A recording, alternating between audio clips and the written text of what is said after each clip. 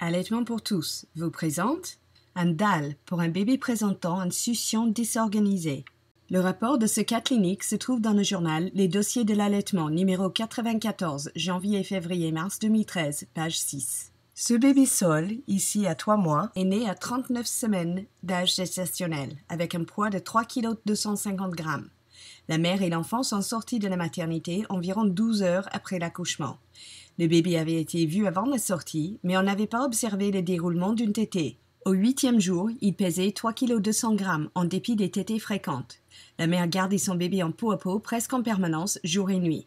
On a prescrit la mère de l'homéopathie et de galactogyle. Le bébé a eu une première selle jaune, puis plus de selle. À 4 semaines, le bébé pesait le même poids qu'à la naissance. La mère avait eu des mamelons douloureux pendant les premiers jours, mais ce problème s'était réglé spontanément. La mère a négocié avec le médecin de famille la poursuite de l'allaitement sous réserve que le bébé prenne suffisamment de poids dans les 15 jours à venir. Elle a donc contacté une consultante en lactation. Cette dernière a constaté la présence d'une ankylodyssie importante. Le bébé avait également un palais creux. Il n'arrivait pas à garder le sein en bouche et les mouvements anormaux de ses mâchoires et de sa langue repoussaient le sein.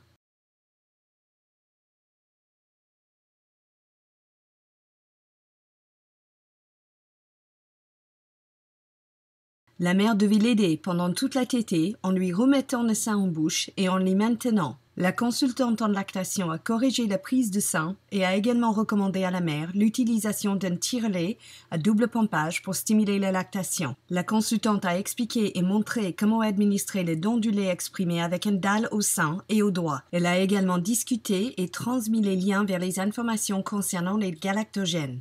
La maman a obtenu une ordonnance pour le domperidone de son médecin de famille traitant. La mère a immédiatement mis en œuvre les mesures à pris et une phrénotomie a été pratiquée par un ORL parisien 3 jours plus tard. Baby Saul avait alors 5 semaines. Suite à la phrénotomie, Saul a pris 600 grammes dans 10 jours.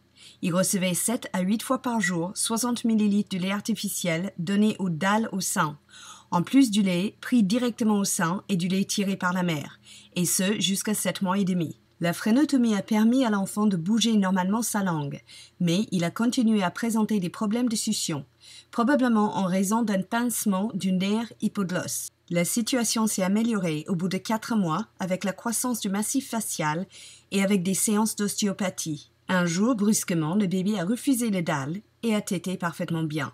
L'enfant a maintenant plus de 3 ans. Sa mère a repris son activité professionnelle et Saul tète encore plusieurs fois par jour, pour le plus grand bonheur de sa mère et sa partenaire.